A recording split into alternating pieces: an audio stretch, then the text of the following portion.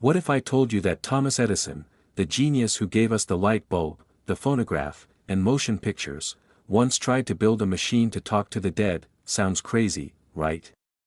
But this isn't some conspiracy theory. Edison himself spoke about this project in interviews. He even believed that, if spirits existed, they should be detectable through science. So here's the big question: what happened to Edison's so-called spirit phone?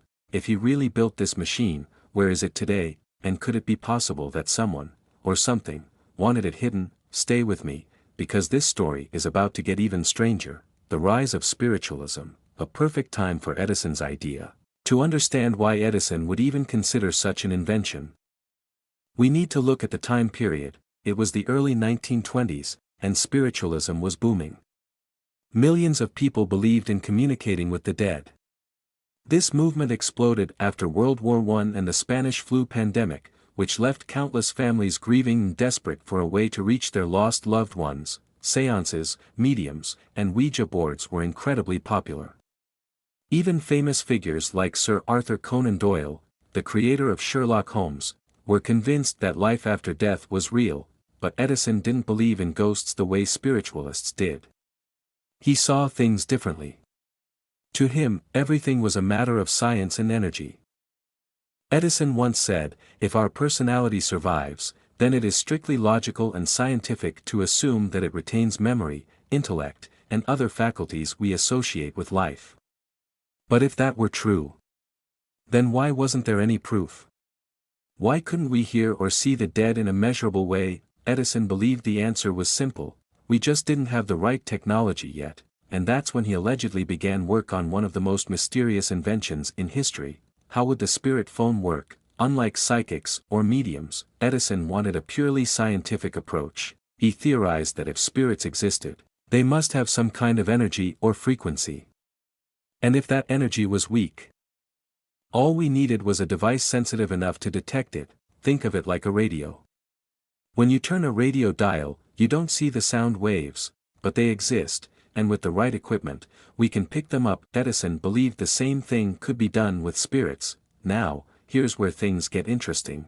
Unlike modern ghost hunting devices, which rely on electromagnetic fields, Edison's spirit phone was supposedly based on ultrasensitive sound and radio waves. It would work like a highly advanced microphone, capable of picking up voices beyond the range of human hearing.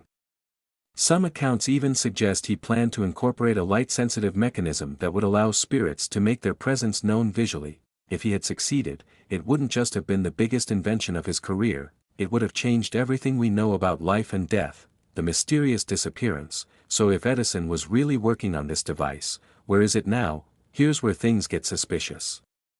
No blueprints, no prototypes, no lab notes on the spirit phone were ever found. Theory number 1, Edison abandoned the project. Some historians believe Edison simply never finished it. He was working on multiple inventions at the same time, and if the spirit phone wasn't producing results, he may have just scrapped the idea. But that's not what makes this story so strange, because shortly before his death in 1931, Edison reportedly told a close friend that he had already made breakthroughs with the machine. Theory number 2, the project was suppressed. This is where things take a darker turn.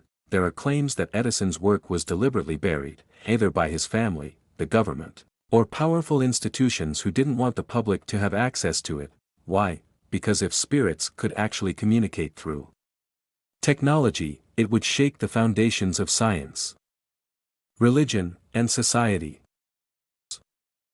In fact, some researchers claim that secret experiments were conducted after Edison's death, but they were kept under wraps. Could the spirit phone still exist somewhere, locked away from the public? Theory number 3, the plans were destroyed. There's another possibility: Edison's own family destroyed any records of the machine. Why would they do that? Some believe it was out of fear. If the device really worked, would you want to be responsible for unleashing that knowledge on the world? Edison's reputation as a scientific genius was at stake, too. If the spirit phone had failed, his family may have erased all evidence to protect his legacy. Edison's death and the aftermath. Here's where things get even creepier. When Edison died in 1931, his friend Henry Ford did something bizarre. Ford had a glass test tube placed in Edison's room at the moment of his death. He believed that when Edison's soul left his body, it might be possible to capture it inside the tube.